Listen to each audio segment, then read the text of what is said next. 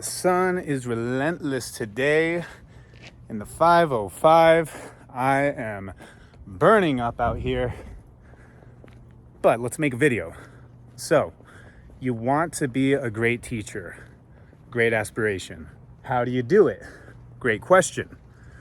After teaching for 5 years, I have learned quite a bit, and I've asked that question almost every day of my professional career.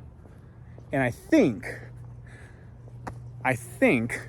I've finally been able to articulate a philosophy of steps that have helped me at least become a teacher that I am proud of. And sometimes that's all you need. So let's get into it. Tip number 1. Be real. This was the greatest piece of advice I ever got. It was during my second week of teaching. I was at my students' volleyball game, and I was sitting next to a coach, and I asked him if he had any advice for me, and he just said, man, be yourself, be real. And I would add to that your unique personality as an individual is what's going to make you a unique teacher. Don't try to be somebody else. If you're one who's a little bit more chill and relaxed, kind of like myself, don't change that. If you're a little bit more eccentric, if you have a very bubbly personality, maybe you're a little bit more stoic, whatever it is, don't change that. And the reason for that, first and foremost, I believe, is that if you try to be somebody else, you're gonna lose yourself. And if you don't lose yourself, your students or whoever you're working with are gonna find you out. And that's not cool. People deserve to know the real you. And that's the version of yourself that this world needs. Tip number 2, build rapport with your students from day one. Rapport is just a fancy word in teacher lingo, meaning get to know your students. And I am shocked at how many teachers I've had growing up and how many teachers I know who don't take the time to just get to know their students. And that seems to be one of the biggest differences between a teacher who's actually liked and someone who's not. Like, do you actually want to know what makes your students tick? Do you want to know what they enjoy outside of school, what their dreams are, what their aspirations are? Don't just talk about school while you're at school. Don't just talk about your class, talk about them. Get to know them. And if they could tell that you like them and that you're invested in them, then I guarantee it's going to be a heck of a lot easier for them to be invested in whatever you have to tell them. I heard from this TED Talk, I'll put it in the link, I'll put a link to it below, where this teacher said that students don't learn from teachers they don't like. Now, I can't guarantee that every student's going to like you, but one way to make that a higher possibility is if you show interest in them first. So, build rapport with them by getting to know them. Okay, tip number 3. I had to come inside because my phone was overheating, and so was I. Get a sense of humor. Now, this may not be the best advice for somebody who's not in teaching, but I've learned that, at least in my case, sarcasm equals professionalism when you're working with teenagers. Why do I think that? We all learn best when we're having fun. If students can see you loosen up every once in a while, that's going to help you a lot, especially with the last point of building rapport. I've had a lot of fun teaching because I'm able to not take myself so seriously with teenagers. We talk about serious things, especially when I have a class like history, but if you're able to joke around with students, that's going to go a long way. And I've also noticed that if you're able to make somebody laugh, then that will help you when you need to be there for them when things are going bad in their life. So more on that later.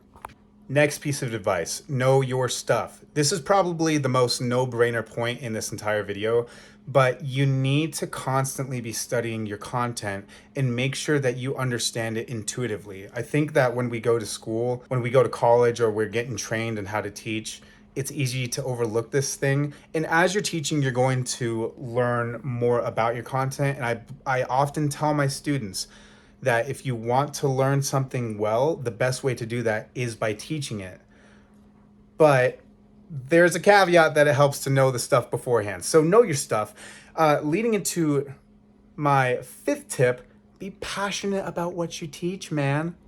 Okay? Like, you and I both remember when we were growing up, the classes that we found most boring. And typically, it's not because the class is boring, but because the one who's communicating is not making it interesting or taking any steps to do so.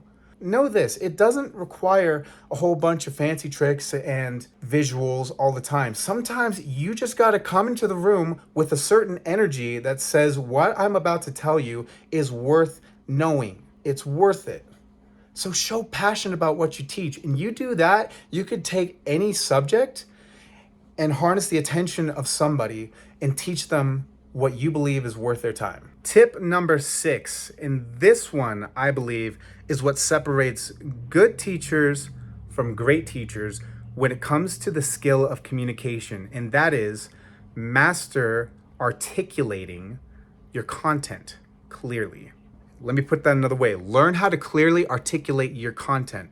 We all know a lot of teachers who are absolute geniuses, but they can't communicate their information in a way that's easy to follow. And if your students are not learning what they need to from you, the first thing that I think we need to do is step back and say, are we communicating this in a way that's efficient, concise, clear? Be mindful of the words you choose. Be mindful of the way that you speak and convey your information, because that's going to save you a lot of time. If you want my favorite example of this, look up Richard Feynman. I think everyone in the science community is familiar with that man, but he had he had a knack for being able to take these very difficult concepts and break them down in a way that someone like you and me can understand. So learn how to be articulate. Now, the remainder of this video is going to be filled with advice that I'm sure you've heard before, and it's not very revolutionary, but it's good reminders. So, tip number 7 is this: praise often, encourage often. Listen, your students are going to disappoint you a whole lot, and they're going to give you every reason to be upset, and they're going to give you every reason to criticize them. And you're going to give them every reason for them to criticize you and be disappointed in you. But what's going to separate you from a whole bunch of teachers is whether or not you can consistently recognize that which they are doing that is good and praiseworthy. Whether they're simply coming to class on time or they're trying their hardest and you recognize that. Whether they're being kind to somebody, they got a good grade on an assignment, they did well in something that they cared about. I don't know, you know. Whatever it is, praise them often, because as I believe it was Jordan Peterson who once said, people need so little encouragement. And if you can be that one person in your student's life to say, I see you and I can recognize that you're trying, that's going to make a world of a difference. They may not give you the response that you would like or perhaps you even deserve by praising them, but just showing that it makes a difference. So praise often, and I would say more than you criticize. Tip number 8 is this, and this is a practice that I have always kept ever since I became a teacher. Apologize when you're in the wrong. I don't know what it is with so many adults working with youth, or even leaders who are working with their clientele and their employees, who think that they're above owing people an apology. If you've done something wrong, own it and set the example. For me, the reason I've always held this is because you as a teacher, you as a adult in this child's life, you're setting them an example of how adults are supposed to function when they are your age. And what that means is that you're not perfect, just as much as we remind them that they're not perfect. But the difference is, are you willing to own your mistakes? Because if you can do that, it shows that you respect them. And it shows that you are respectable. So apologize when you've made mistakes. It's not going to kill you. In fact, it's going to help you. Tip number 9, be available. This is probably the easiest piece of advice to implement, but really it's just as simple as keeping your door open and telling your students, hey, I'm here when you need me. And I can tell you this, that my favorite moments in teaching were not those moments when I was actually in the classroom teaching, but it was when students came to my room during passing period or during lunch or during some other point in the school day when they weren't in class. And they just came and told me about what was going on in their life. Maybe they did something they were really proud of, or they had a really funny event that happened in their life. Or there's a lot of drama. That was always my favorite. I always loved listening to the drama in the lives of teenagers. And note this, that in the midst of students coming to you, most of the time I've learned they don't really want to be helped. They just want to be heard. Just like a lot of us adults. They just want to be heard. They don't want your advice, but they want to know if you're going to be there to listen to them and care about what they care about, or at least what they have to say. And being available allows for that. I'm still in contact with some of my students to this day, and I let them know, hey, if you ever need me, I'm here. And some of them have taken me up on that, some of them have not. But just knowing that you're there if they need you, that means a lot.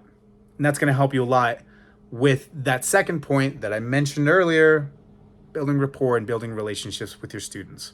Tip number 10, and this is my last piece of advice. It ties a lot back into my first piece of advice. Be real, be yourself, don't abandon your personality. My last piece of advice is this: don't lose your values as an individual. Teaching is perhaps one of the most difficult jobs I have ever done, period. It's demanding, it's difficult, and it stretches you. And if you're not careful, sometimes all that pressure, and especially in moments when you don't have the best support from those who are above you. I've worked under great administration and I've worked under rather toxic administration. All that combined sometimes can cause you to lose yourself, and it can cause you to turn you into somebody that you're not going to be proud of. And I say that from experience because, as some of my former students will remind me, there were times that I was kind of a jerk and I could be rather short-tempered and angry. And that's not who I wanted to be, and that's not who I am. And so if you find that you're losing your values, it's time to step back and reevaluate and remember your why. Remember that you are making a difference. You are in a noble profession. And if you pair that with every other piece of advice I gave you, you're not going to regret it. Think of who you want to be a year from now and where you want your students to be a year from now, and even many years from now. Because remember, you only get a lot of these students for 1 year, but they're going to remember you when they're adults, just like you and I remember our teachers when we were their age. So make sure that who you are is who they need. And never abandon your values. So those are 10 tips that I have learned and implemented over the years in order to become the teacher that I am proud of. I hope that you found it helpful. Make sure you like and subscribe. And remember, whether you're a teacher or you're a leader over some group of people, you're making a difference. You're incredible. The world needs your skills and they need the incredible person that is you. I will catch you on the flip.